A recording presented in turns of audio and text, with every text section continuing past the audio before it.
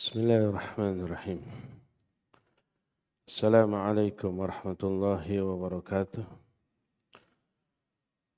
Alhamdulillahilladzi hadana li hadza wa ma kunna linahtadiya laula an hadana Allah. Wa asyhadu an la ilaha illallah wahdahu la syarika lah. Wa asyhadu anna Muhammadan abduhu wa rasuluh. Sallallahu alaihi wa ala alihi wa ashabihi wa sallama tasliman mazida wa ba'd. Hadirin yang Allah muliakan, baik para jamaah Masjid Al-Jihad Cikarang Baru yang Allah muliakan, juga para pendengar radio Tarbiyah Sunnah dan beberapa radio lain, serta pemirsa beberapa stasiun TV, Ihsan TV, Niaga TV, Rabbani TV, dan beberapa TV lain. Juga para netizen di mana saja Anda berada. Alhamdulillah, kita kembali berjumpa untuk membahas beberapa masalah yang berkaitan dengan hati. Salah satu di antara fenomena yang banyak dialami adalah orang yang terjangkiti dengan penyakit hati. Perlu diketahui bahwa seluruh anggota badan yang Allah berikan kepada kita memiliki fungsi yang khusus. Seperti lisan untuk berbicara, mata untuk melihat, telinga untuk mendengar, tangan untuk bertindak, kaki untuk melangkah, dan seterusnya. Bila anggota badan kita terjangkiti penyakit, berkuranglah fungsi dari anggota badan itu. Kalau penglihatan kita terkena penyakit, bisa buram, bahkan bisa buta. Kalau telinga kita berpenyakit, efeknya pendengaran kita berkurang, bahkan bisa tuli. Lidah umpamanya ada barusuh, maka berbicara pun tidak jelas. Demikian juga tangan, demikian juga kaki, kakinya keseleo atau utuh tapi terkena asam urat, sakit, nggak bisa melangkah. Begitulah seterusnya. Kita akan menderita, kemampuan kita akan menurun. Satu yang diabaikan oleh manusia dari anggota badannya, dan ini yang paling inti, adalah hati. Hati ini diciptakan untuk tugas khusus dan harus dijaga, dipelihara kesehatannya dengan diberi konsumsi nutrisi suplemen yang menyebabkan hati itu sehat. Untuk apa Allah memberikan hati? Untuk mengenal Allah, mencintai Allah, rindu berjumpa dengan Allah, takut kepada Allah, berharap kepada Allah, tawakal kepada Allah, ikhlas kepada Allah, bertauhid dan yang sejenisnya dari amalan-amalan hati. Maka disebutkan walaysa lil qalbi warruhu aladdu wala atyabu wala ahallu wala an'amu min mahabbatillah. Bagi hati tidak ada yang lebih lezat, lebih nikmat, lebih manis dibanding mencintai Allah Azza wa Jalla, dibanding beribadah kepadanya, mentauhidkannya, rindu untuk berjumpa dengannya, melihat wajahnya di surga nanti, dan itu kenikmatan puncak yang bisa dirasakan oleh hati. Maka siapa orang yang memberi nutrisi yang baik untuk hati, seperti ilmu terutama tentang tauhid, maka akan semakin kuatlah rasa cinta dia kepada Allah. Semakin ikhlas dalam beramal karena Allah. Semakin betah dalam beribadah kepada Allah Subhanahu wa taala.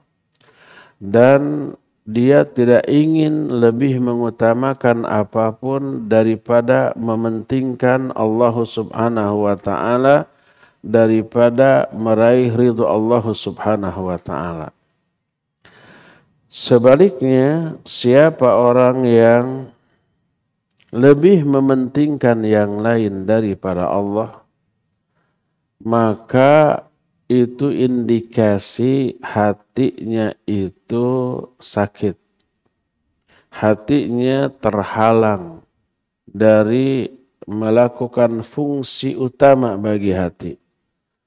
Karena apa? Karena dia terpenjara oleh syahwatnya dan hawa nafsunya.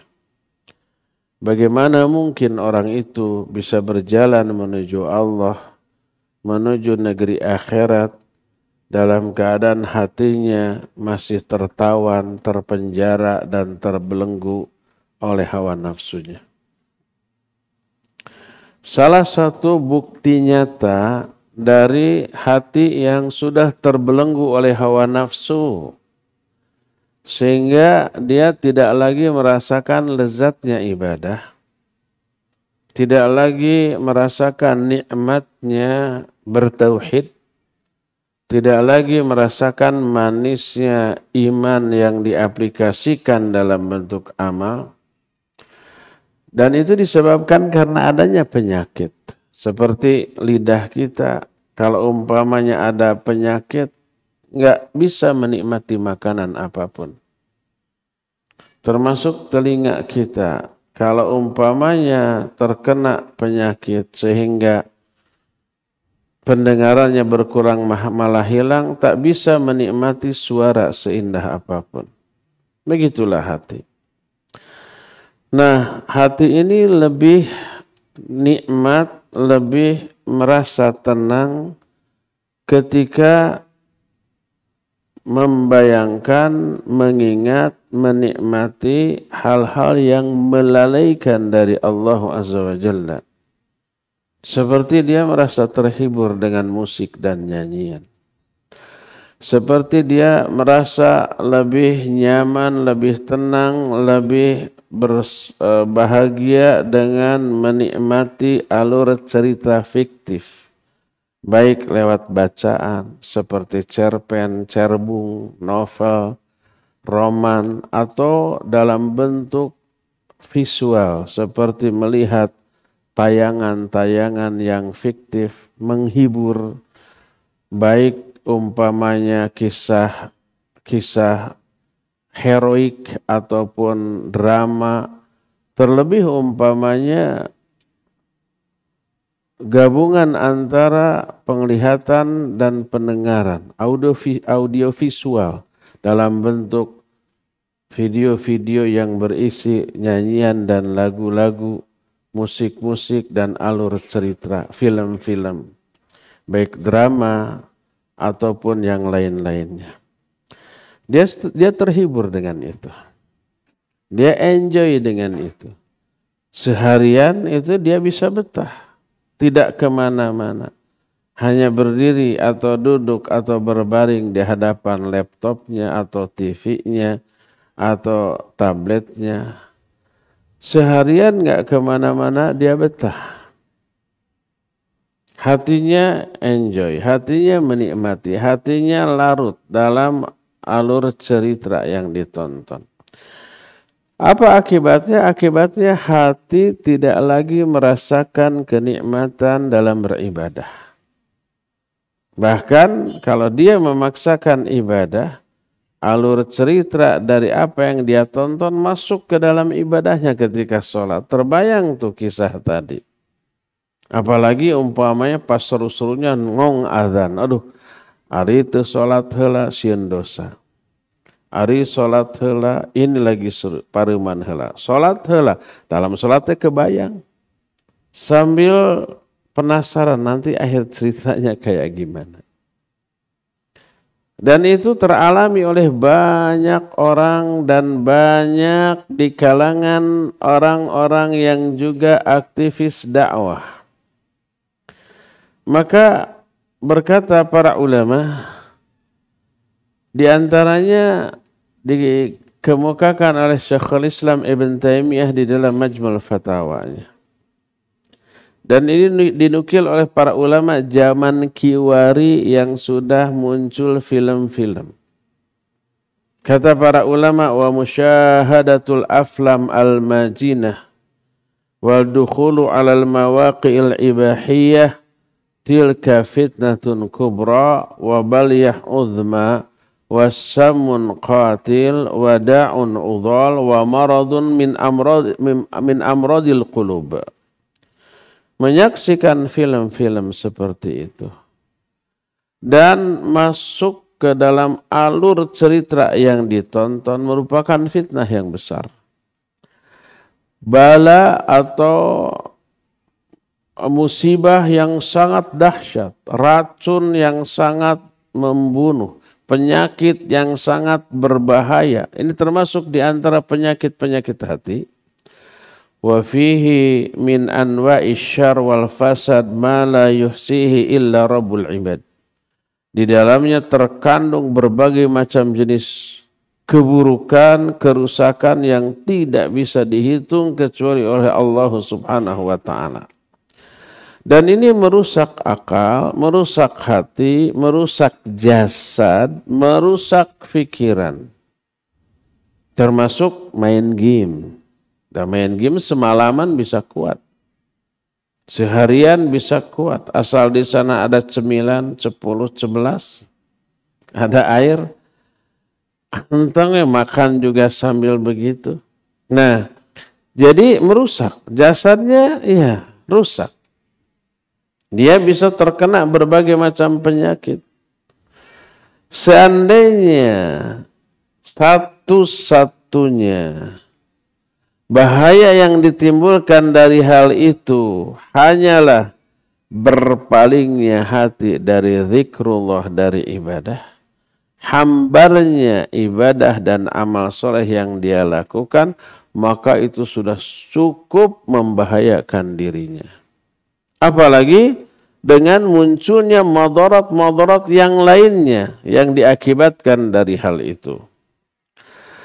Oleh karena itu, berkata para ulama di antaranya Imam Ibn Rajab Al-Hambali dalam kitab Jami'ul Ulum wal Hikam. Ketika beliau menjelaskan tentang masalah bahayanya hati tersebut, bahayanya penyakit hati tersebut, kata beliau, walau salima min fi'lil fahishatil kubra fadawamu ta'alluqil qalbi biha bila fi'lil fahishah asyaddu dararun alaih mimman yaf'alu dhanban thumma yatubu minhu wa yazulu atharuhu min qalbihi. Seandainya dia dengan berbuat begitu selamat dari perbuatan keji, dia tidak melakukan perbuatan keji, dia tidak berzina, dia tidak berjudi, dia tidak mabuk, dia tidak mencuri, hanya menonton saja. Maka terkaitnya hati dengan apa yang dia tonton walaupun tidak melakukan kejahatan, itu sudah merupakan bahaya yang lebih berbahaya dibanding orang yang terjerumus ke dalam kemaksiatan lalu dia tobat.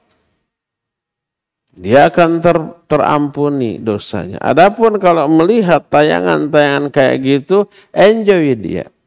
Dan susah berat untuk berhenti. Karena sudah apa? Kecanduan dan ketagihan. Lalu berkata Imam Ibn Rajab, "Dzalika bi anna israral qalbi ala mahabbati ma yakrahuhu Allah naqsun fit tauhid wa huwa naw'un minasyirkil khafi." Karena terus-menerusnya hati mencintai apa yang dibenci oleh Allah adalah bukti kekurangan tauhid, dan ini termasuk jenis syirik khafi, syirik yang tersembunyi. Lalu beliau berkata lagi,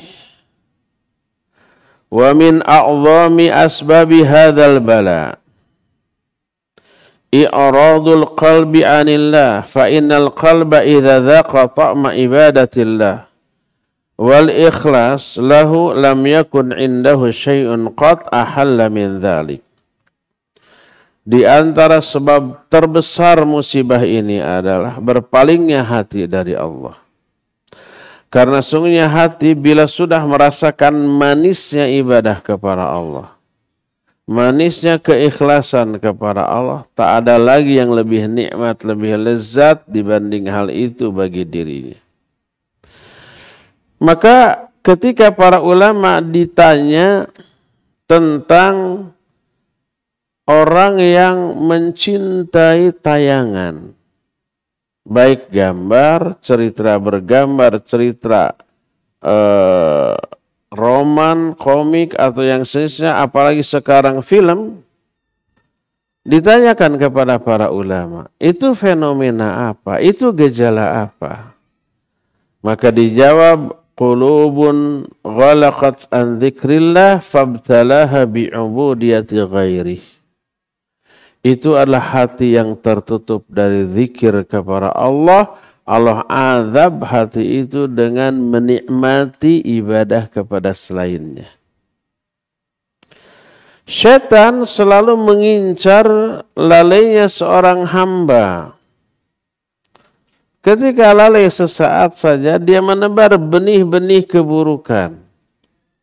Di antara keburukan yang paling berbahaya, benih keburukan yang berbahaya yang ditanam oleh iblis dalam hati manusia adalah benih angan-angan, syahwat, khayalan-khayalan yang batil, yang menterlenakan orang tersebut.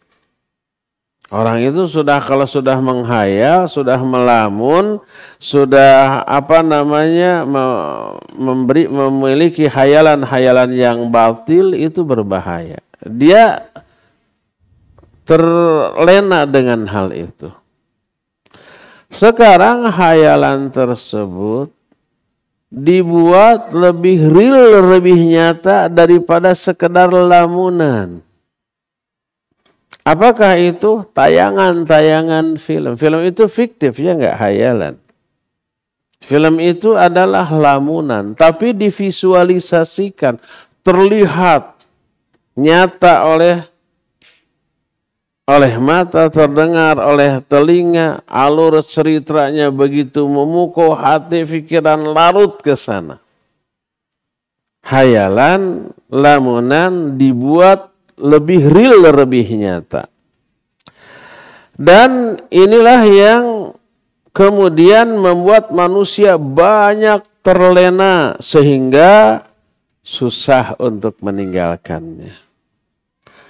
Inilah musibah yang lebih besar karena menimpa hati. Ibarat tangan, tangan ini sudah compare mungkin ya. Atau ibarat mata, mata ini sudah buram. Ibarat telinga ini sudah agak tuli gitu. Ibarat kaki ini sudah encok-encok, sudah pincang-pincang, nggak bisa dipakai berjalan. Kalau itu terkena fisik, orang itu menderita. Nah, ternyata fisiknya utuh tapi hati yang kena. Maka kalau kita ada keluhan dalam tangan kita, fisik kita, kita berusaha berobat. Walaupun mengeluarkan biaya yang mahal, jutaan, puluhan juta, bahkan ratusan juta. Ingin sembuh, ingin normal lagi. Sayang hal itu tidak dilakukan ketika yang sakit itu hatinya. Ketika hati sakit, dia lebih terlena dengan musik, lagu, nyanyian, film, tayangan-tayangan fiktif yang seperti itu, dan dia menikmatinya. Tidak ada upaya untuk mengobatinya. Akibatnya apa? Akibatnya ibadahnya malas, sholatnya hambar, Zikirnya nggak menenangkan jiwanya. Bacaan Al-Qur'annya asal-asalan dan tidak ternikmati. Berdoa juga asal mulut komat kami tapi tidak ada penghayatan. Karena apa? Hatinya sudah terikat dengan rutinitas dia melihat tayangan-tayangan yang menterlenakan dirinya. Ini musibah besar. Nah, judul yang kita angkat, nasihat orang yang sedang terkena musibah, ini musibah hati. Musibah batin, bukan musibah fisik. Bukan karena sakit.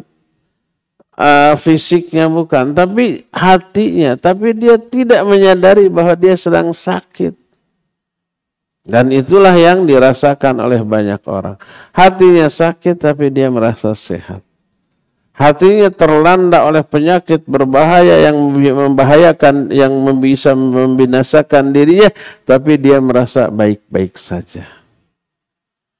Maka ada 5 nasihat bagi orang yang terkena musibah yang menimpa hatinya. Apakah kelima nasihat tersebut disebut oleh mu'alif wa ansahu man ibtuliya bihadzal bala bi 5 umur. Aku nasihatkan kepada orang yang tertimpa musibah seperti ini dengan 5 nasihat. Al-awwalu as-sabru. Yang pertama, sabar. Apa makna sabar di sini? Sabar di dalam menjauhi semuanya itu. Ibarat orang yang sudah kecanduan rokok, kecanduan narkoba gitu kan. Itu kan susah ya enggak? Tahu itu jelek, tahu itu berbahaya. Tahu bahwa dia harus meninggalkan dan ingin meninggalkan. Tapi bisa enggak meninggalkan seketika? Enggak. Meninggalkan sedikit-sedikit. Pertama sehari 2 bungkus dikurangi jadi 1 bungkus. Dikurangi lagi 1/2 bungkus. Dikurangi terus sampai akhirnya berhenti. Dan itu butuh kesabaran. Kalau enggak sabar bisa kembali lagi. Berkata Rasul SAW dalam hadis yang diterima dari Abu Sa'id Al-Khudri radhiyallahu an. Hadis ini sahih riwayat Imam Bukhari dan Imam Muslim. Kata Nabi alaihi salatu wasallam, "Wa ma u'tiya ahadun ata'an khairan wa awsa' minas sabr." Tidak ada pemberian yang diberikan kepada seseorang yang lebih baik dan lebih luas manfaatnya dibanding kesabaran.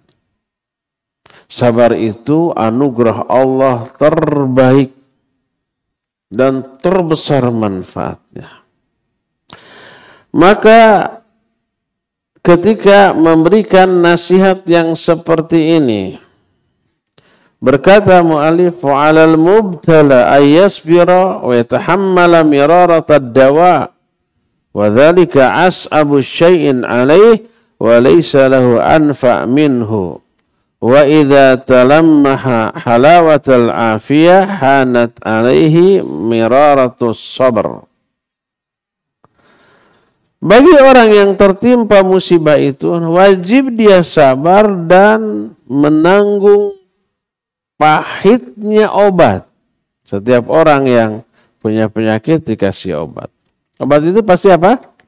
Pahit, nggak enak. Kalau ingin sembuh, sabar di dalam menahan pahitnya obat.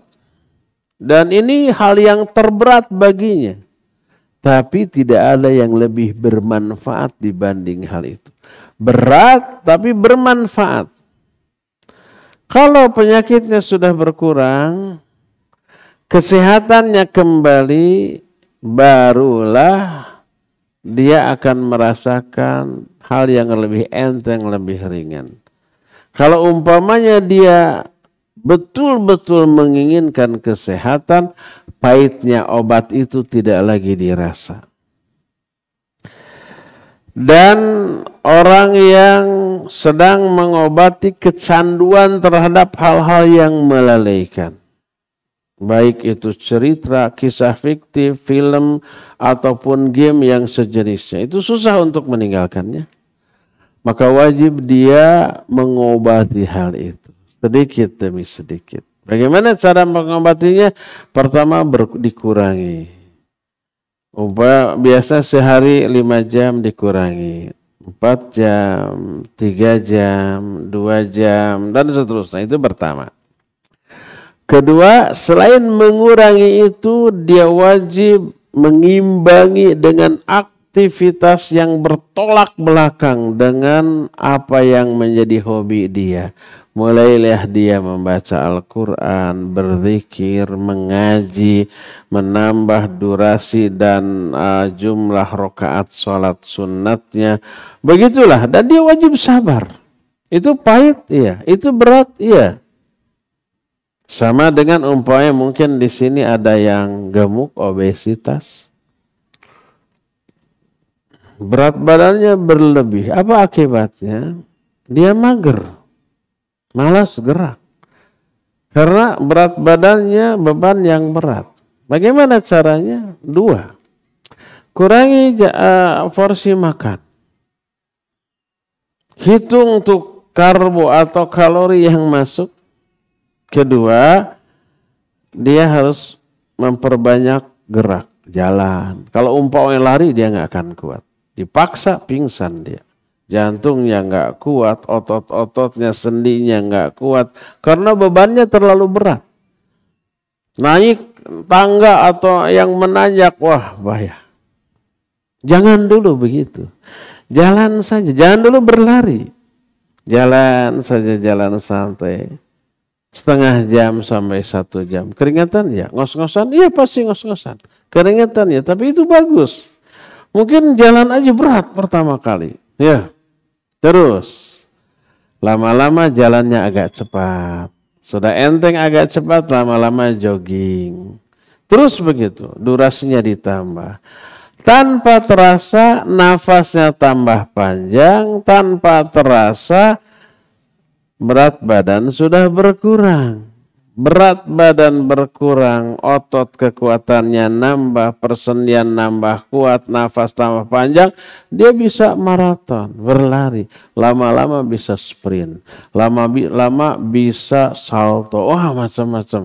Sudah terasa begitu mah enteng aja. Pelan-pelan dan wajib sabar. Kalau nggak sabar, lihat bala-bala pagi-pagi sama si kopi, bisa terganggu lagi tuh. Kalau nggak sabar, jalan teh ngos-ngosan capek, berhenti gitu ya. Mending ngegoler gitu.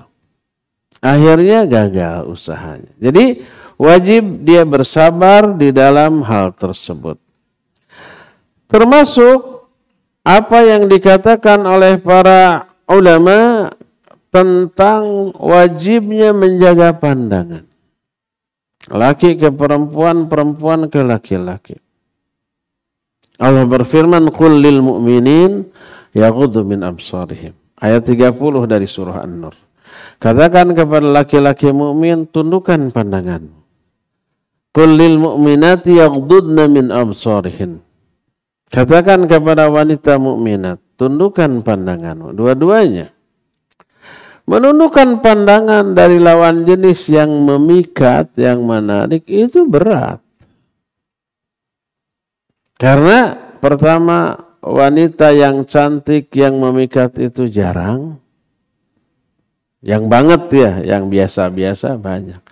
Sekali ada, kesempatannya nggak lama. Hanya sepintas. Maka dipelototin. Berat meninggalkan. Tapi para ulama menyatakan as-sabru ala ghadhil basar aisaru minal basar ala almi ma ba'dah. Bersabar ketika menjaga pandangan lebih mudah daripada bersabar menahan gejolak setelah memandang. Setelah memandang terpikat, memandangnya beberapa detik, ingatnya sebulan atau ingin melihat lagi, ingin ketemu lagi, ingin menyapa lagi, dan seterusnya, ingin kenalan, dan seterusnya. itu lebih berat daripada menjaga pandangan pertama kali. Oleh karena itulah ketika Imam Syafi'i ditanya boleh enggak melihat lawan jenis tanpa syahwat? Tanpa syahwat ini. Beliau menyatakan tidak, karena dikhawatirkan syahwat itu muncul setelahnya. Nah gitu, ketika memandang mungkin lagi kurang konsentrasi, lagi banyak pikiran, lagi banyak masalah, melihat sepintas ada perempuan cantik, tahulah. Tapi lagi banyak masalah nih, nggak ada syahwat saat itu. Setelah masalah selesai, setelah fresh pikiran, ingat ke kejadian disidik-sidik cantik, oke. Nah, baru syahwat itu muncul setelahnya. Berdasarkan hal itu maka tidak boleh. Mereka mengatakan as-sabru ala ghadil basar aisaru min as-sabr ala almi ma ba'dahu. Jadi bersabar ketika menahan pandangan itu lebih mudah daripada bersabar menahan efek setelah memandang. Berdasarkan hal itu sekali lagi bersabarlah di dalam mengobati penyakit hati berupa kecanduan terhadap melihat atau melakukan hal-hal yang melalaikan. Mendengarkan musik dan nyanyian, apalagi menonton tayangan videonya, atau menonton film-film, drama-drama, apalagi kalau filmnya itu film-film porno. Na'udzubillah. Itu rusak pikiran, rusak jiwa, rusak hati, rusak segala macam. Dan itu merusak ibadah kita. Dalam ibadah, dalam sholat juga terbayang-bayang. Demikian juga main game. Main game gitu di layar komputer seru gitu. Ngong adzan, simpen dulu. Sholat dulu. Ketika sholat itu terbayang. Atau umpah catur, skakster gitu. Ngong adzan, simpen dulu. Kita sholat dulu. Allahu Akbar. Papan catur kita terbayang. Dia rencanakan tadi itu sampai di sana ya. Nanti habis sholat saya akan melangkah ke sana. Dipancing biar dia makan ini, saya masuk bisa skakster. Kan gitu. Dalam sholat, rusak nggak sholatnya? Ya rusak sholat. Jadi sabarlah. Sabarnya dalam dua hal. Pertama mengurangi kecanduan kita kepada hal yang melalaikan. Yang kedua isi dengan kegiatan lain yang bermanfaat. Isi dengan baca Quran, menghafalkannya, memurajaahnya, baca buku-buku agama, tayangan-tayangan video tentang ceramah, dan seterusnya. Itu insya Allah akan mengobati dan wajib sabar di dalam melakukan semua itu. Ini yang pertama. Obat yang kedua adalah ad-du'a, berdoa. Perbanyaklah berdoa kepada Allah Azza wa Jalla. Perseringlah bersandar, tadarru, rendah hati kepada Zat yang Maha mengabulkan segala doa, Maha melepaskan segala macam musibah, Zat yang satu-satunya mampu memalingkan kita dari hal tersebut. Mintalah kepada Allah Azza wa Jalla dengan sebaik-baik orang yang meminta. Karena apa? Karena satu-satunya yang mampu menolong kita dari apapun hanyalah Dia, Allah Azza wa Jalla. Perbanyak nih seperti yang diterangkan di dalam hadis yang diterima dari Abdullah bin Amr bin As radhiyallahu anhuma. Dia berkata, qala Rasul alaihi salatu wassalam, innal imana la yakhlaqu fi jawfi ahadikum kama yakhlaqu thawb fas'alullaha ayyujaddidal imana fi qulubikum. Sesungguhnya iman itu bisa memudar, bisa belel kata orang Sunda. Bisa apa belelnya? Bisa lusuh dalam diri-diri kalian seperti belelnya pakaian. Pakaian yang kita pakai awalnya baru kan. Sudah sekian bulan, sekian tahun, lama-lama kan belelnya. Tahu belel? Belel tenaunya. Nah, memudar warnanya. Walaupun putih, putihnya sudah tidak seperti awal. Sudah agak-agak krem gitu. Sudah ada agak-agak rumek. Iman juga begitu. Iman akan lusuh di dalam diri seseorang seperti lusuh atau memudarnya pakaian kalian. Maka memintalah kepada Allah agar Allah memperbaharui iman kalian di dalam hati-hati kalian. Mintalah kepada Allah agar dikuatkan iman. Di antara doa-doa yang diajarkan oleh Rasul SAW untuk mengkatrol iman kita adalah, nih, pertama, Nabi SAW berdoa, Allahumma inni as'aluka qalban salima wa lisanan sadiqa. Ya Allah, sesungguhnya aku minta kepada Engkau hati yang selamat dan lisan yang selalu jujur. Hadis ini diriwayatkan oleh Imam At-Tabrani dalam kitab Al-Kabir dan sanadnya jayyid. Sebagaimana yang diterangkan oleh Syekh Al-Albani dalam kitab Silsilah Al-Hadits As-Sahihah. Baca, hafalkan, minta doa. Allahumma, ya Allah, inni sungguhnya aku as'aluka, aku minta kepadamu qalban salima, hati yang selamat, walisanan shadiqa, dan lisan yang selalu jujur. Kedua nih, doa yang kedua ini sangat bagus sekali untuk agar kita terhindar dari seluruh keburukan, kekufuran, kefasikan, kemaksiatan. Rasul SAW berdoa, Allahumma habib ilainal iman wa zayyinhu fi qulubina wa karrih ilainal kufra wal fusuqa wal isyan waj'alna minar rasyidin. Allahumma ya Allah, habib ilaina, tanamkan kecintaan kepada kami, al-iman, kecintaan terhadap iman. Wazayyinhu fi qulubina, dan hiasi hati kami, jadikan iman tersebut sebagai perhiasan bagi hati kami. Wa karrih ilaina, dan tanamkan kebencian dalam hati kami kepada kekufuran, kefasikan, dan kemaksiatan. Waj'alna minar rasyidin, dan jadikan kami termasuk golongan rasyidin. Rasyidin artinya orang yang lurus, orang yang berilmu dan beramal. Khulafaur rasyidin maksudnya khalifah yang lurus, yang berilmu dan beramal. Kata Imam Ibn Rajab Al-Hambali dalam kitab Jami'ul Ulum wal Hikam, an-nasu thalatha.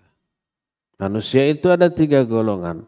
Rasyid, ghawin, dan dhalun.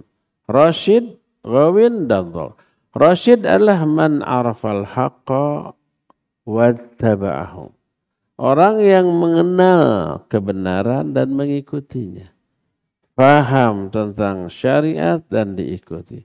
Berilmu tentang agama ini dan mengamalkan. Itu rasyid. Waj'alna minar rasyidin, jadikan kami orang-orang yang rasyid. Ini doa yang kedua. Doa ini diriwayatkan oleh Imam Al-Bukhari, tapi bukan dalam kitab sahihnya, tapi dalam Al-Adabul Mufrad, tapi disahihkan oleh Syekh Al-Albani dalam kitab Sahih Al-Adabul Mufrad. Ketiga. Allahumma musarrifal qulub, sarrif qulubana ala ta'atik. Ya Allah, zat yang suka merubah-rubah hati,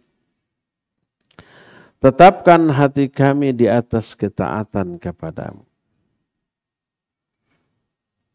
Ini hadis sahih riwayat Imam Muslim. Itu yang ketiga. Keempat, ada lagi doa yang penggalan dari sebuah doa yang panjang. Ini kalimat terakhir dari doa yang panjang. Allahumma inni a'udzubika min ilmin la yanfa' wa min qalbin la yakhsha wa min nafsin la tashba wa min da'watin la yustajabu laha. 4. Allahumma ya Allah, inni a'udzubika, aku berlindung kepadamu. Min ilmin la yanfa, dari ilmu yang tidak bermanfaat. Wa min qalbin la yakhsha, dari hati yang tidak khusyuk. Wa min nafsin la tashba, dari jiwa yang tidak pernah puas. Wa min da'watin la yustajabu laha, dan dari doa yang tidak dikabul. 4. Minta perlindungan dari ilmu yang tidak bermanfaat, hati yang tidak khusyuk, jiwa yang tidak pernah puas, dan doa yang tidak dikabul. Artinya minta 4 hal. Minta ilmu yang bermanfaat, minta hati yang khusyuk, minta jiwa yang selalu qanaah, dan minta agar doanya selalu dikabul. Ini kalimat terakhir dari sebuah doa yang panjang. Doa ini dari awal bagus semua tuh, terutama untuk para galauer, para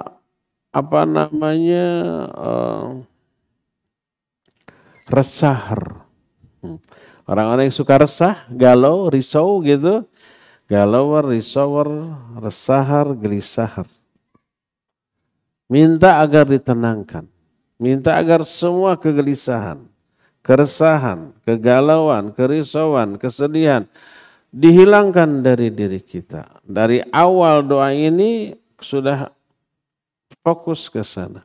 Allahumma inni a'udzubika minal hammi wal huzni wal ajzi wal kasal. Ini dari para rebahaner, daripada para pewer, tukang pewe, posisi enak. Para magerer, mager. Allahumma inni a'udzubika minal hammi wal huzn. Ya Allah, aku berlindung kepada Engkau dari ham dan huzn. Ham dan huzn ini dua, keresahan dan kegelisahan, kerisauan dan kegalauan. Bedanya ham itu ketidaknyamanan hati tentang apa yang akan datang, khawatir menimpa keburukan walaupun belum pasti. Kalau al-huzn, kesedihan, ketidaknyamanan hati karena apa yang sudah dialami. Dihina orang kita nggak enak, sedih ya, mangkal, kesel, itu al-huzn. Ada musibah yang menimpa kita, kita bersedih nggak nyaman hati, itu al-huzn. Baik ham atau huzn kita berlindung. Allahumma inni a'udzubika minal hammi wal huzn wal ajzi wal kasal, dan dari kelemahan dan kemalasan. Terus wal bukhli wal juban, dan dari kebakhilan dan kepengecutan. Wal harami wa azabil qabr, dan dari kepikunan dan dari azab kubur. Bagus kan doa itu? Kalimat selanjutnya, Allahumma ati nafsi taqwaha wa zakkiha anta khairu man zakkaha anta waliyuha maulaha. Ya Allah, berikan kepada hati saya ketakwaannya. Sucikan dia ya Allah, karena Engkau sebaik-baik pensuci jiwa. Engkaulah pemilik dan pelindung jiwa ini. Baru kepada doa tadi, Allahumma inni a'udzubika min ilmin la yanfa' min qalbin la yakhsha wa min nafsin la tashba wa min da'watin la yustajabu laha. Ini semuanya untuk mengobati hati. Hafalkan doa itu, kemudian baca sesering mungkin, terutama baca dalam sujud, dalam sholat kita. Sholat mana aja, fardu atau sunnah. Kalau fardu agak susah, karena nggak bisa berlama-lama. Karena kalau kita makmum kan, kita lagi baru mau doa, imam sudah bangkit, nggak bisa kita berlanjut. Harus ikuti imam. Kalau kita jadi imam, nggak bisa juga semau kita. Karena di belakang kita banyak makmum yang mungkin banyak keperluan. Baca dalam sholat sunat, terutama dalam tahajud. Bangun malam silakan sebebas mungkin mau semalaman tahajud, memperpanjang doa dalam sujud, di setiap sujud ini bagus ya. Baca di dalam sujud maka jauh lebih makbul dibanding di tempat lain. Hadis tersebut sahih riwayat Imam Muslim. Atau doa kelima, Allahumma naqqi qalbi minal khataya kama naqaita thawbal abyadha minad danas. Allahumma ya Allah, naqqi qalbi minal khataya, bersihkan hati saya dari kotoran-kotoran, dari penyakit hati. Sebagaimana engkau telah bersihkan pakaian putih dari kotoran. Itu doa yang kelima. Doa yang keenam yang juga diajarkan oleh Nabi SAW adalah Allahumma inni a'udzubika min syarri sam'i wa min syarri basari wa min syarri lisani wa min syarri qalbi wa min syarri mani yakni farjahu. Ya Allah, sungguhnya aku berlindung kepada Engkau dari buruknya pendengaranku. Maksudnya buruk pendengaranku itu keburukan yang kita dengar, yang bisa menimbulkan dosa. Kita berlindung agar telinga kita itu Allah lindungi dari mendengar hal-hal yang buruk. Ada keinginan mendengar nyanyi dan lagu, kita berdoa, ya Allah, aku berlindung kepada Engkau dari buruknya pendengaranku, buruknya penglihatanku, buruknya lisanku, buruknya hatiku, dan buruknya maniku.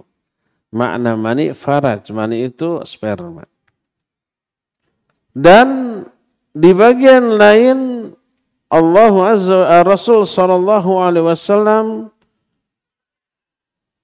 pernah berdoa, Allahumma gfir dzambi wa tahhir qalbi wa hassin farji. Ya Allah, ampuni dosaku, bersihkan hatiku, dan lindungi farajku. Hadis ini sebenarnya ada asbabul wurud, penyebab lahirnya doa ini. Ada seorang pemuda datang kepada Nabi SAW lalu berkata, ya Rasulullah, i'dzan li bizzina. Ya Rasulullah, izinkan saya berzina. Zaman kiwari sepejat-pejatnya preman, gak ada yang datang ke ustadz, ya ustadz boleh gak saya berzina? Ada yang begitu? Gak akan ada yang berani. Ini orang datang kepada Rasulullah SAW, ya Rasulullah, izinkan saya berzina. Beliau tidak menjawab diizinkan atau tidak. Tidak, jangan, haram. Gak to the point begitu. Tapi dituntun pola fikirnya kepada sesuatu yang menyebabkan dia faham tentang buruknya berzina. Beliau alaihissalam bertanya kepada pemuda itu, ridho enggak kamu kalau ada seseorang yang menzinahi ibu? Wallahi, demi Allah saya tidak ridho. Tapi ridhokah kamu apabila seseorang menzinahi putrimu, adik perempuanmu, bibimu, uakmu yang perempuan, mau enggak? Demi Allah saya tidak. Demikian juga laki-laki yang ada hubungan dengan wanita yang kamu zinahi. Fawadha'a yadahu alaih, lalu Nabi SAW meletakkan tangannya di dada orang itu, lalu berdoa, mendoakan, Allahumma gfir dzambah wa tahhir qalbah wa hassin farjah. Ya Allah, ampuni dosa pemuda ini. Ya Allah, sucikan hati pemuda ini. Ya Allah, jaga faraj pemuda ini. Falam yakun ba'da dhalikal fata yaltafisu ila syai'.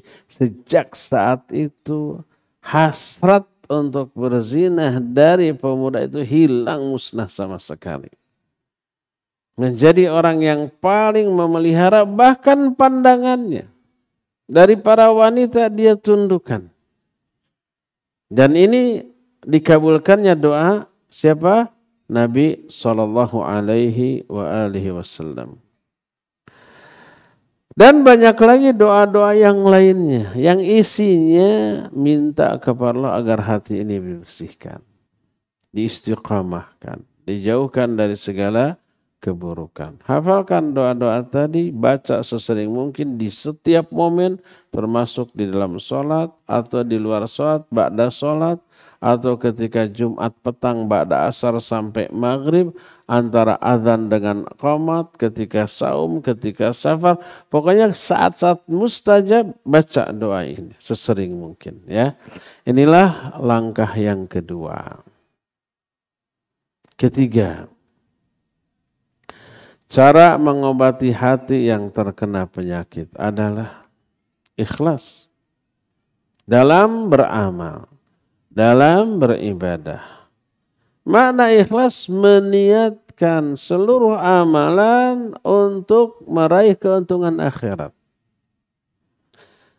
Atau lebih tepat, kadang ada meraih keuntungan dunia yang dibolehkan dengan amalan ya. Selama itu dijanjikan oleh Allah atau melalui lisan Rasulnya alaihissalatu wassalam. Ikhlas meniatkan amalan untuk meraih apa yang ada di sisi Allah. Apa yang Allah janjikan. Walaupun yang dijanjikan itu dunia, ya boleh diniatkan untuk itu. Salah satunya, bukan satu-satunya. Seperti Rasul SAW bersabda, "Man ahabba ayyubsata fi rizqihi wa ayunsha'a fi athari falyasil rahimah." Siapa orang yang ingin diluaskan rezekinya, dipanjangkan umurnya, hendaklah dia apa? Silaturahmi. Silaturahmi dengan niat dua itu tadi. Dua itu dunia apa akhirat?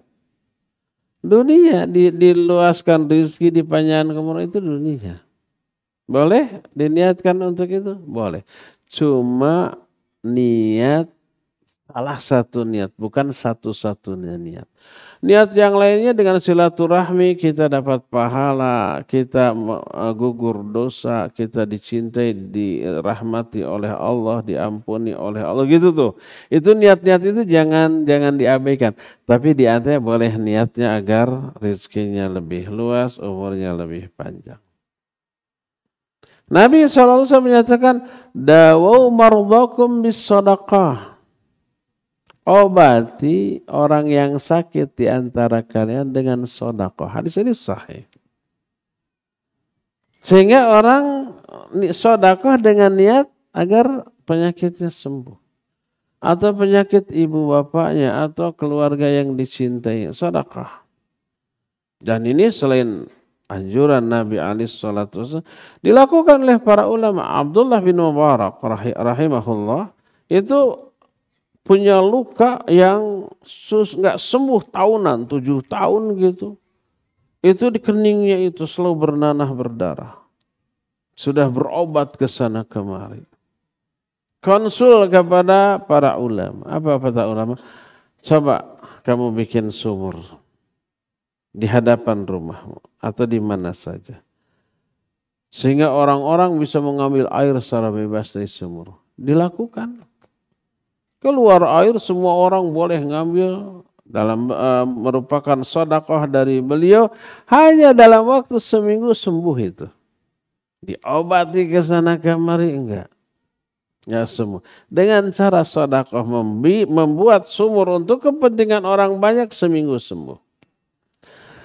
Datang orang ke Abdullah bin Mubarak rahimahullah bahwa dia itu mengeluh kakinya dua-duanya di bawah lututnya selalu mengeluarkan darah dan nanah. Itu sudah tahunan berobat ke sana kemari tidak kunjung sembuh. Apa kata Abdullah bin Mubarak? Kamu buat sumur di hadapan rumahmu, biarkan orang-orang mengambil air sumurmu sepuasnya. Sedekah bagimu dari mereka. Darimu bagi mereka. Dibuatlah sumur, orang-orang dipersilakan hanya dalam waktu seminggu sembuh. Ini kebenaran dari apa yang disabdakan oleh Nabi SAW, "Dawau mardhakum bis sadaqah." Obati orang yang sakit di antara kalian dengan sedekah. Jadi kalau di antara hadirin di sini, pendengar, pemirsa di mana saja, ada yang sakit atau keluarganya kemana-mana nggak sembuh-sembuh, coba sedekah dan niatkan sedekah untuk menyembuhkan itu. Boleh, boleh. Ini hadis yang sahih. Tapi itu jangan satu-satunya niat sedekah. Saya mah nggak perlu pahala, nggak perlu ampunan, nggak perlu surga. Yang penting sembuhlah dengan sedekah. Nah, jangan itu. Tapi kalau niatnya semuanya terjangkau, ingin pahala dari Allah, ridho Allah, ampunan Allah, surga Allah dengan sedekah. Salah satunya ingin agar ini juga disembuhkan. Nah, ini boleh, bagus ya. Nah, ikhlas adalah meniatkan seluruh amalan untuk memperoleh apa yang ada di sisi Allah. Niat ini adalah obat yang paling mujarab untuk penyakit hati. Keikhlasan ini. Sebagaimana diterangkan oleh para ulama. Wa alaihi ayyarji'a biqalbihi ilallah wa laysa da'un anfa'a minal ikhlasi lillah wa huwa ad-dawa'u alladhi dzakarahu Allahu fi kitabih. Setiap orang yang memiliki penyakit hati wajib mengembalikan hatinya kepada Allah. Tidak ada obat yang paling bermanfaat dibanding ikhlas kepada Allah. Ikhlas ini obat mujarab yang disebutkan oleh Allah dalam Al-Quran dalam surah Yusuf ayat 24.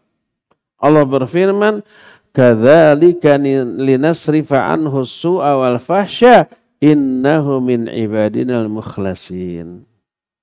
Demikianlah kami ingin memalingkan Yusuf dari keburukan dan kekejian. Karena sungguhnya Yusuf termasuk hamba-hamba kami yang ikhlas. Itu terjadi ketika Yusuf itu digoda oleh perempuan. Perempuan ini bukan sembarang, bukan kaleng-kaleng ini. Dia ini permaisuri raja. Cantiknya luar biasa, gelisna kawanti-wanti, endahna kabina-bina. Pokoknya Miss Universe kalah. Orang terhormat, muda, cantik. Sebelum menggoda dangdan satakar kebek. Artinya dandannya itu full gitu. Secantik yang dia basah. Tidak berdandan pun cantik, apalagi berdandan. Terus Yusuf pemuda, belum nikah saat itu. Sedang buta tulang, buta daging, buta segala-galanya. Puncak dari masa mudanya. Syahwatnya tinggi. Dan Yusuf memiliki rasa kepada perempuan ini. Bayangkan digoda. Diajak melakukan perbuatan yang mengundang murka Allah Azza wa Jalla. Diajak berzina. Sudah ditutup pintu gitu ya, dipaksa gitu. Lari juga dikejar, perempuan tuh gitu tuh. Jadi dahsyat godaannya untuk Yusuf. Kenapa Yusuf tidak melayaninya? Padahal dia suka kepada wanita itu. Wanita itu juga suka dan kesempatan luar biasa. Allah selamatkan. Kata Allah, "Kadzalika linasrifa anhu as-su' wal fahsya." Demikianlah kami palingkan Yusuf dari keburukan dan kekejian. Kenapa? Innahu min ibadinal mukhlasin. Karena dia itu hamba kami yang ikhlas.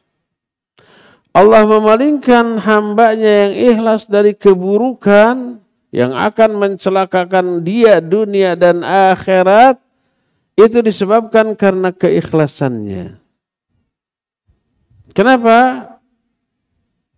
Innal qalba idza khalasa wa akhlasa amalahu lillah lam yatamakkan minhu isqus suwar fa innahu innama yatamakkanu min qalbin farigh.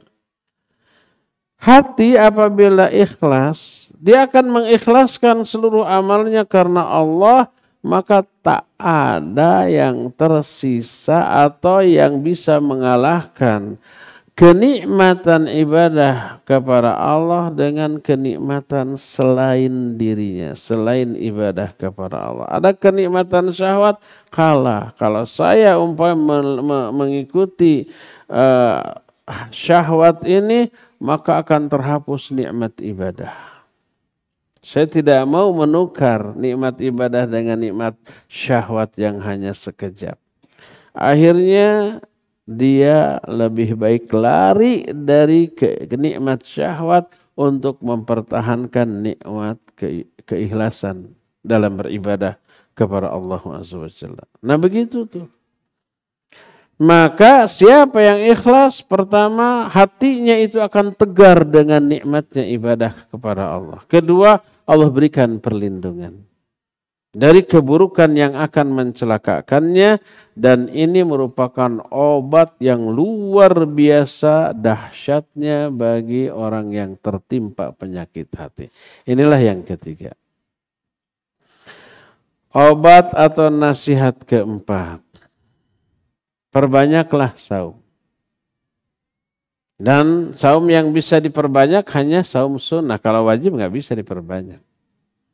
Yang wajibnya sebulan sudah saja. Nggak bisa lebih dari sebulan. Saya mau terus saum Ramadan di bulan Syawal juga. Ya nggak bisa. Bukan lagi saum Ramadan, tapi saum Syawal yang hukumnya sunnah. Kalau hukum saum sunnah bisa lebih banyak daripada yang wajib.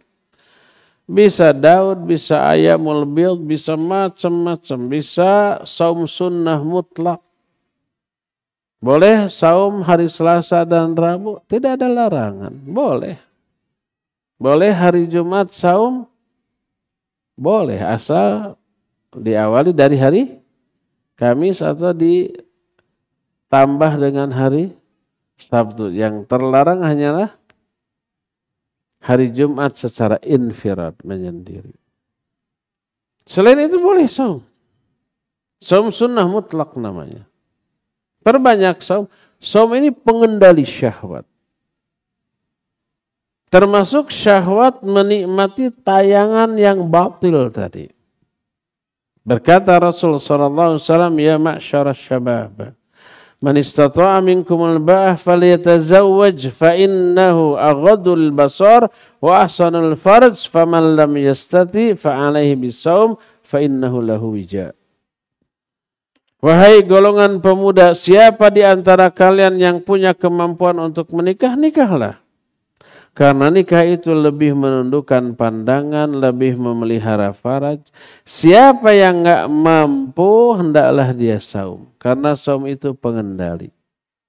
Jadi bagi pemuda yang syahwatnya sudah bergejolak, silakan nikah. Belum mampu nikah, saum. Jangan sampai dua-duanya tidak. Nikah enggak, saum juga tidak. Bagaimana kalau dua-duanya? Nikah iya, saum juga iya. Boleh, bagus. Dua-duanya dilakukan. Ya.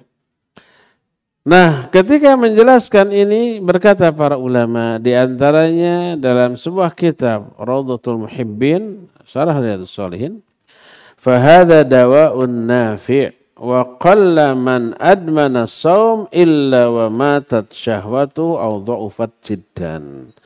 Saum ini obat yang sangat bermanfaat. Maka orang yang saum, orang yang membiasakan saum, maka akan berkuranglah syahwatnya atau bahkan akan mati. Ya, sehingga dia tidak akan lagi terlena dengan kenikmatan syahwat. Itulah yang keempat. Poin kelima, adamu ta'arud lil fitnah. Jangan menyodorkan diri kepada fitnah.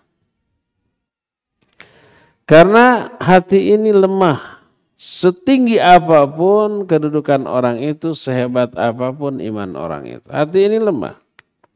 Sedangkan fitnah dahsyat, menyambar, bergelombang, yang bila datang tak bisa tak bisa ditahan oleh benteng keimanan yang dimiliki oleh orang itu. Jangan menantang fitnah. Jangan umpama, saya imannya hebat lah, masuk ke diskotik, mana perempuan yang menggoda saya. Jangan coba-coba begitu. Saya mah kuat imannya, jangan coba-coba. Maka tidak boleh menjerumuskan diri ke dalam fitnah walaupun dia merasa mampu menghadapinya. Salah satu fitnah yang oleh Nabi SAW wajib dijauhi contohnya Dajjal. Kata Rasul SAW, man sami'a bid-Dajjal fal Iyan anhu, siapa orang yang mendengar berita kemunculan Dajjal, hendaklah dia lari menjauh. Jangan mencoba-coba, ada Dajjal nih, jihad nih.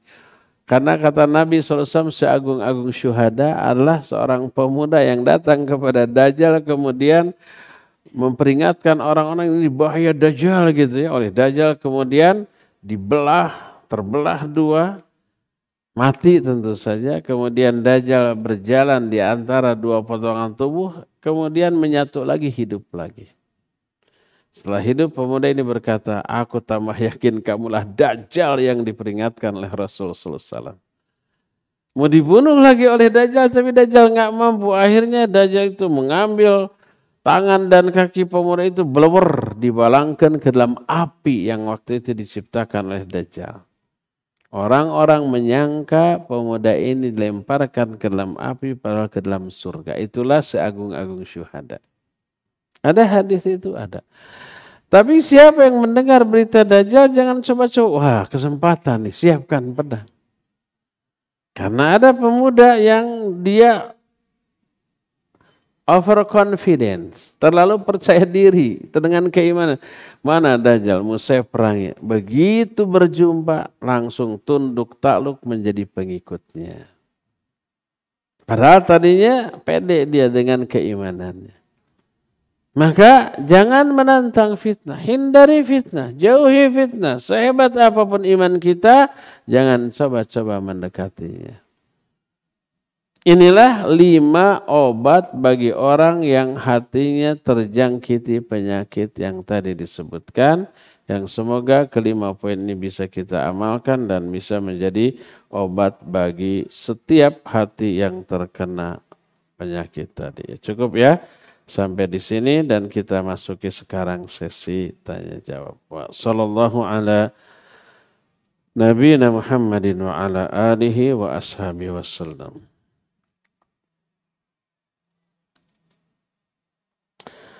Saya mohon nasihat Ustadz, sebagai seorang istri yang tinggal bersama mertua, agar tidak mudah tersinggung dengan perkataan beliau. Saya nasihatkan, jangan mudah tersinggung. Dah, bagaimana caranya? Ya berusahalah. Pertama, ikhwah, kalau sudah menikah, berupayalah misah dari orang tua, walau hanya ngontrak sepetak kamar. Jangan terus bersama-sama orang tua. Pertama, ada dualisme kepemimpinan. Jadi jangan ada dua pimpinan dalam satu bangunan roh. Misah saja. Nanti dengan misah baru tahu, oh kita harus punya ini, punya piring untuk makan. Mikir nanti. Harus selalu stok beras tersedia, stok makanan harus ada, harus punya kompor dan nanti dihitung harta saya, piring sudah 2, gelas 2, sendok 2, garpu 2, kompor 1, dihitung sabarahan, oh lumayan saya harta, saya begitu pengalaman. Tapi kalau terus-terusan di mertua, nggak mikir apa makan apa tidak, sudah tersedia. Nggak mikir beli kompor, beri rak, beri piring, nggak mikir itu. Ya, nggak akan maju-maju. Oleh karena itu, dari sisi ini pertama melatih kemandirian. Yang kedua tadi, ya, kita punya otonomi di dalam rumah tangga kita. Sebagai suami kita punya otonomi terhadap istri anak kita. Sebagai istri punya otonomi sebagai istri di keluarganya. Tidak ada yang intervensi. Seringkali keributan suami istri terjadi karena orang tua. Dan ketika terjadi clash seperti itu, seluruh konsep kehidupan rumah tangga nggak jalan. Karena ada pihak ketiga yang ilu biung, yang ikut campur lauk buruk milu mijah. Kadang suami istri nggak bermasalah. Tapi karena ada intervensi orang tua jadi ribut suami istri ini. Jadi siapapun di antara ikhwan di sini, cobalah untuk bisa. Walaupun hanya ngontrak kos sepetak gitu kamar, insya Allah nanti selanjutnya Allah akan mudahkan. Tapi selama bergantung terus ke orang tua, selama itu jiwa kemandirian tidak ada, tidak akan ada kemajuan dan tidak ada otonomi di dalam kehidupan rumah tangganya ya. Bagi akhwat yang sekarang masih bersama dengan orang tua, boleh mengajukan saran ke suami, tapi tidak boleh memaksakan kehendak. Apakah itu hak istri? Ya, hak istri untuk diberi apa? Tempat tinggal. Hak itu. Jadi kalau belum mampu, kenapa menikahi gitu? Kalau sudah berani menikahi, harus berani bertanggung jawab terhadap kewajibannya menyediakan tempat tinggal mandiri. Nah, tapi selama belum mampu, bersabarlah istri, tetap support suami untuk bisa misah dan tetap melaksanakan kewajiban sebagai seorang istri kepada suami. Semoga Allah mudahkan urusan akhwat ini ya. Bagaimana mengobati hati yang mudah sakit hati dan sulit memaafkan kesalahan orang lain? Pelajari tauhid, perdalam ilmu agama, dan itu obat mujarab.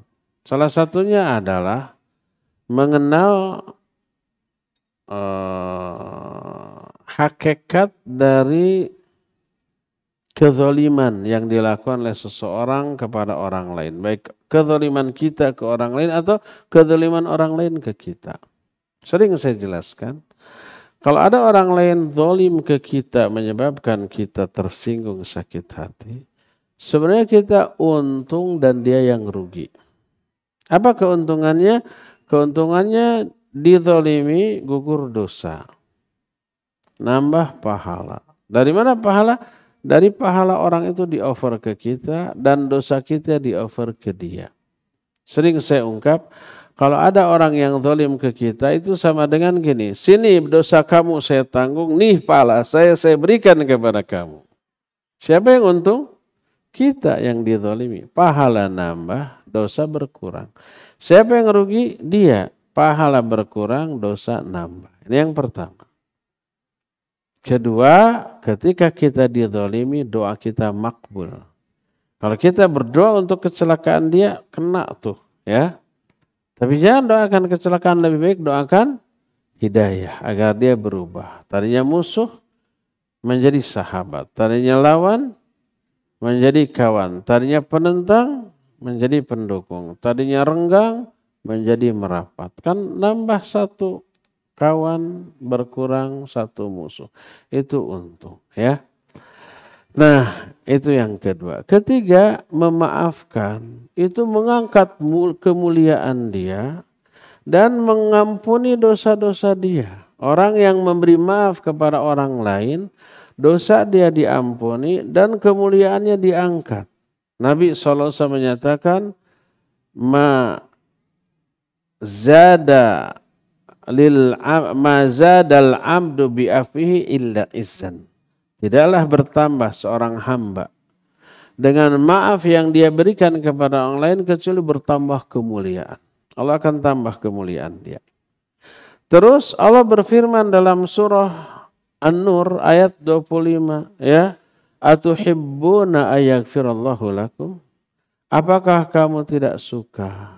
Apakah kamu suka kalau Allah mengampuni dosa kamu karena kamu memaafkan kesalahan orang lain?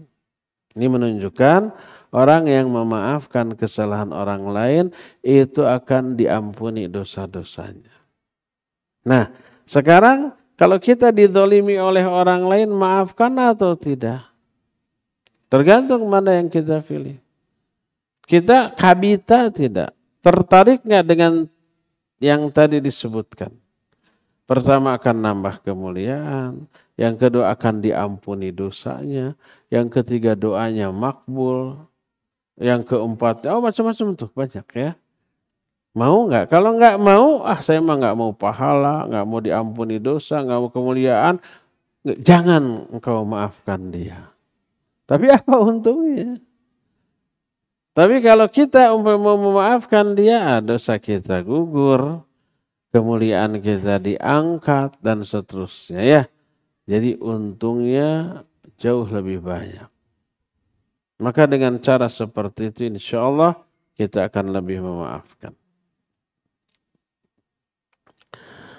Bagaimana cara menasihati suami yang lebih memilih main HP dan selalu sibuk dengan HP daripada ngobrol sama anak dan istri? Aduh.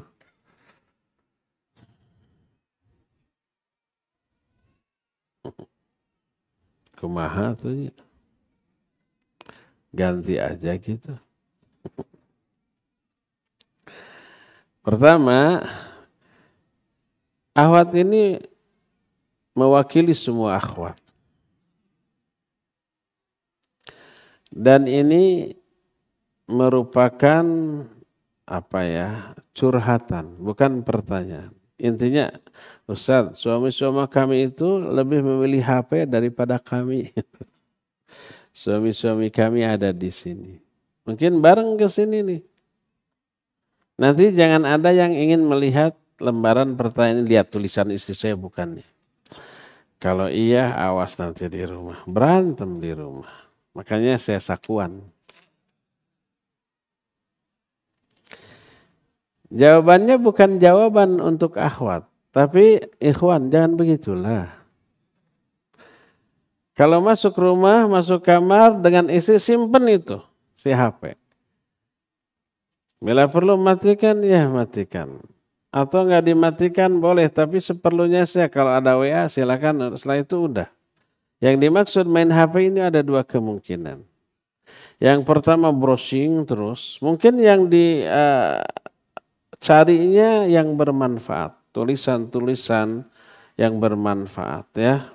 Tapi jangan sampai mengabaikan hak istri. Kedua, itu main HP, tapi itu ya main HP yang positif. Kedua ini yang konyol, main HP-nya main game. Ada game di HP? Ada. Aplikasi game di HP hapus. Jangan sampai ada. Ya, saya mah udah gak pernah buka. Mungkin sekali-kali tergoda. Sekali tergoda, asik juga gini. Penasaran nih, baru level 1 juga belum tamat. Ini ada 100 level. Seberapa tahunan coba. Hapus. Jangan sampai tergoda. Ada aplikasi catur? Ada. Saya mau ngetes kemampuan catur saya. Level 1 dulu. Enteng. Level 2. Walah rada susah. Level 3 eleh wae gitu. Terus saja. Sebelum melewati level 3 nggak akan berhenti. Semalaman itu. Istri sudah dandan, sudah pakai parfum, sudah pakai lingerie, cuek. Lebih baik. Lebih baik main catur semalaman. Aduh, pika sebelen nih ikhwan. Jangan sampai begitu. Hapus aplikasi dari game apapun ya. Nah, jangan begitulah ikhwah. Saya yang jadi ketempuhannya tuh. Curhatnya ke saya tuh. Kalau protesnya ke antum sebagai suami pasti ngambek tuh. Saya yang jadi sasaran curhat. Di mana-mana ini pertanyaan selalu ada tuh. Intinya curhatan ya. Kecuali di Bandung, enggak, paling 1, 2. Temannya aja yang banyak. Kedua, ini untuk para akhwat. Masa akhwat kalah bersaing sama HP? Masa akhwat bisa menyebabkan suaminya lebih tertarik ke HP daripada ke istrinya? Mungkin ya suami itu awalnya minat memperhatikan istri, tapi istri yang diperhatikannya itu tidak menarik. Betul begitu ikhwan apa benar? Betul dan benar. Coba kalau umpamanya di rumah ya, ketika waktu santai apalagi menjelang tidur di kamar, nggak ada anak-anak, nggak ada yang lain. Si akhwat ini berpenampilan sangat memikat. Sebelum naik ke tempat tidur dia berdandan, pakai parfum, gosok gigi, bersikap menarik, menantang dan genit. Dah HP lagi dilempar tuh. Ini lebih menarik. Tapi kalau umpamanya pas mau tidur si akhwat itu umpamanya tampil seadanya, tidak gosok gigi dulu, pakai pakaian yang sudah 3 hari nggak dicuci, mandinya cuma tadi pagi aja. Terus pas naik ke tempat tidur isinya curhat. Tuh anakmu yang laki-laki yang paling besar tuh mirip kamu lagi kecil tuh. Nyebelinnya luar biasa. Ya udah suami lebih baik buka HP aja sudah. Jadi jangan kalah bersaing sama HP ya. Buatlah dirimu lebih menarik dalam pandangan suami daripada HP. Gitu. Kedua, ini masih lembaran yang sama. Sama curhat juga nih. Bagaimana menyikapi suami yang temperamental, selalu marah ke anak dan istri dalam menyikapi apapun dari hal-hal kecil maupun besar. Bahkan anak selalu ngadu kalau ayahnya selalu marah-marah. Curhat kan? Intinya, Ustaz, suami anak kayak gitu tuh. Sekarang ada di sini, tolong nasihati. Ya ikhwan, jangan begitulah. Yang jadi sasaran curhat saya. Para ustadz, liur.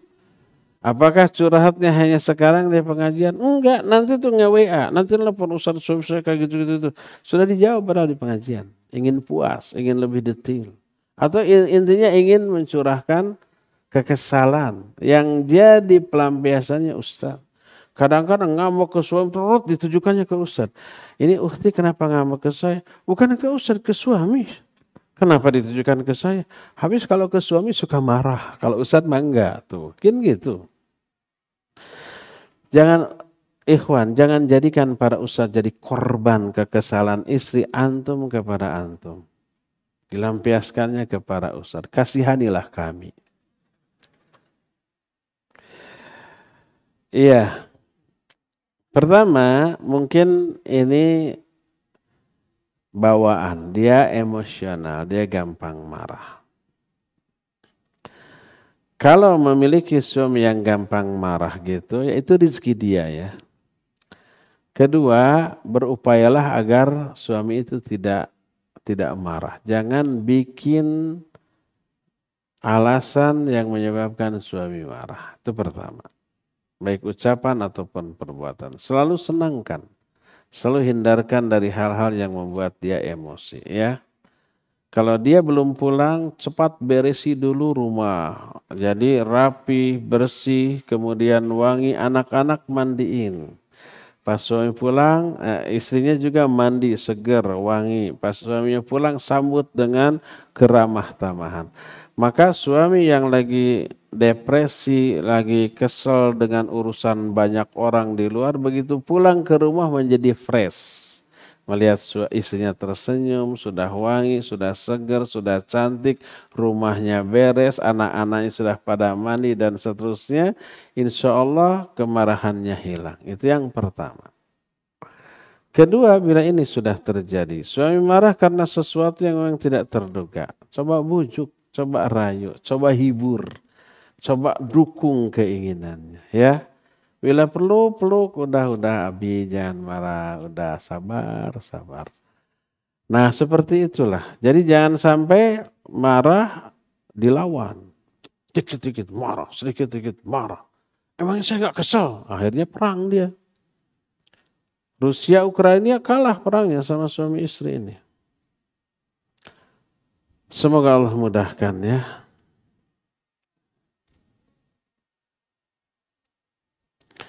Salah satu cara untuk menasihati hati adalah bersabar, mengobati ya. Salah satunya sabar dalam mendengarkan musik. Sabar dalam mendengarkan. Dalam menjauhi musik. Sabar dalam menjauhi musik. Bukan sabar dalam mendengarkan musik. Bukan. Sabar dalam hal menjauhi mendengarkan musik. Suami ana masih sering mendengarkan musik. Ini mah curhat lagi tuh.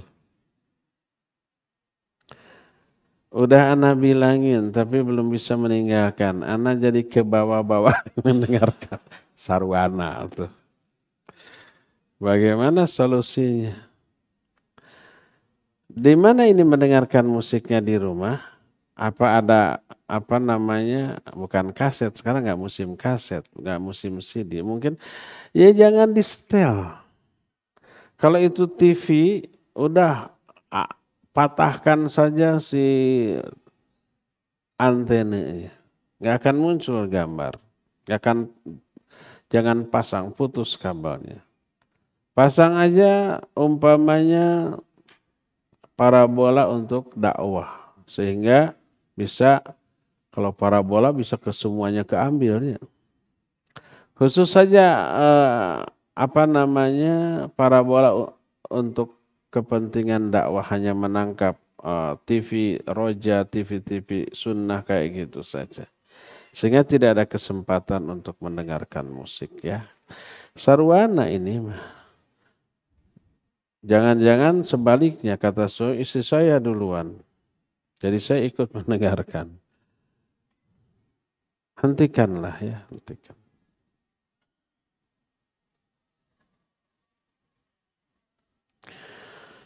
Kalau kita terkena musibah seperti sakit dan lainnya, kita cerita pada kerabat atau teman, apa itu dibolehkan dengan niat sharing. Sharing itu SHARING, bukan SHE.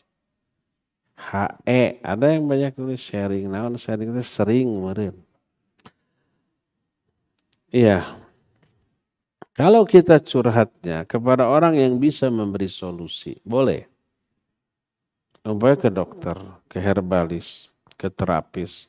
Atau ke orang yang punya pengalaman, punya penyakit yang seperti kita alami, dia sudah sembuh. Boleh. Kamu dulu punya penyakit ini, ya saya sekarang begini, dulu gimana sembuhnya? Nah, boleh. Jadi untuk mencari solusi. Adapun kepada orang yang tidak memberi solusi bahkan tambah memperparah, wah awas itu bisa mati itu. Sebaiknya jangan. Karena tidak bermanfaat. Bahkan membuka pintu madarat. Pertama itu keluhan. Innama ashku bathi wa huzni ilallah. Aku hanyalah mengeluhkan. Kesedihanku dan deritaku hanya kepada Allah. Kepada Allah silakan. Kepada orang jangan. Kecuali orang itu bisa memberi solusi. Ke dokter boleh. Jangan sampai nggak mau mengeluh pas ke dokter, ibu keluhannya apa? Maaf dok, saya hanya mengeluh kepada Allah, nggak ke dokter. Atau gimana ngobatan meren?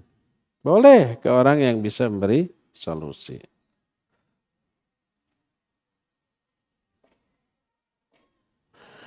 Jika kita punya masalah dengan suami, kemudian dalam sholat kita nangis terus, apakah sholatnya diterima? Jadi berantem sama suami gitu ya. Terus saya sholat, dalam sholat nangis. Ini khusyuk apa tidak? Tergantung nangisnya itu karena apa. Kalau nangisnya karena dalam sholat mengingat-ingat omongan suami yang menyakitkan, ya itu enggak khusyuk, itu dosa. Karena ingat kepada selain bacaan sholat. Jadi dijamin tidak khusyuk. Tapi kalau nangisnya itu nangis karena takut azab Allah, karena barusan sudah durhaka kepada suami, berani menentang suami. Takut azab Allah.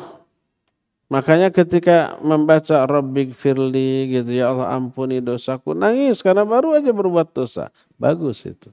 Beres sholat langsung hampiri suami, langsung peluk, maafkan saya barusan sudah durhaka, itu bagus ya.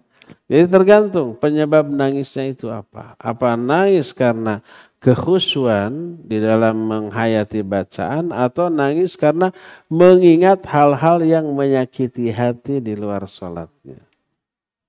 Kalau nangis karena sakit hati oleh orang, ingat di dalam sholat kita disakiti orang, maka tidak khusyuk, maka tidak diterima ya. Terakhir ya, afwan tidak semuanya terbahas.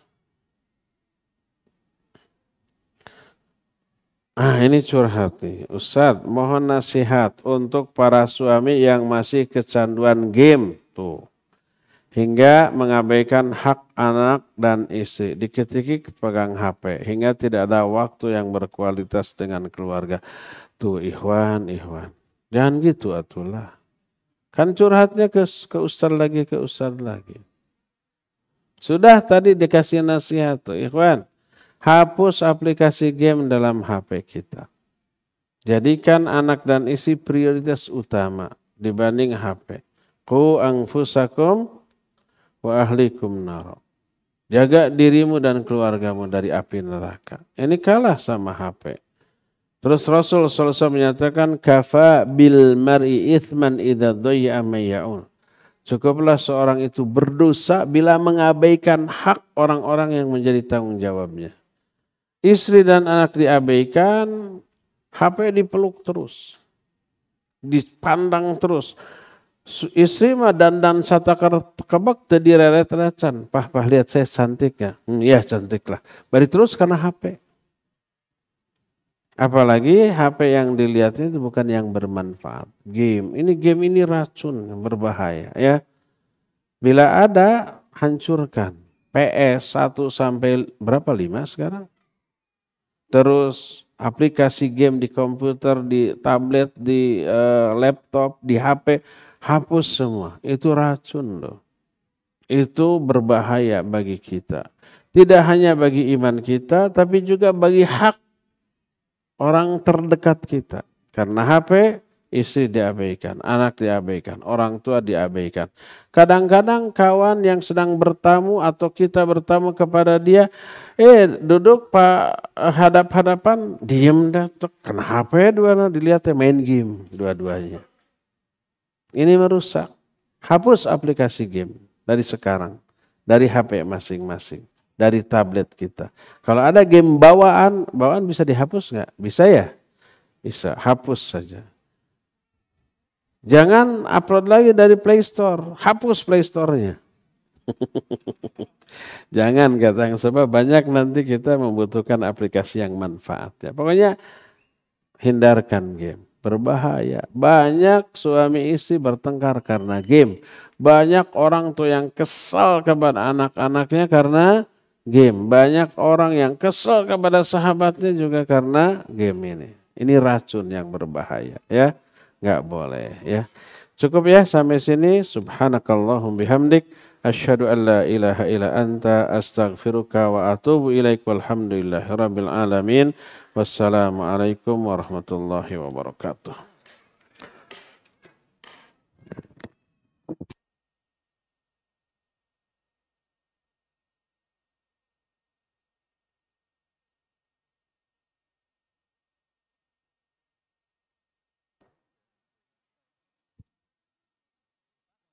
Mau pengumuman nggak? Pengumuman kalian itu? Oh, ya udah. Ini biar masuk ke audio ini.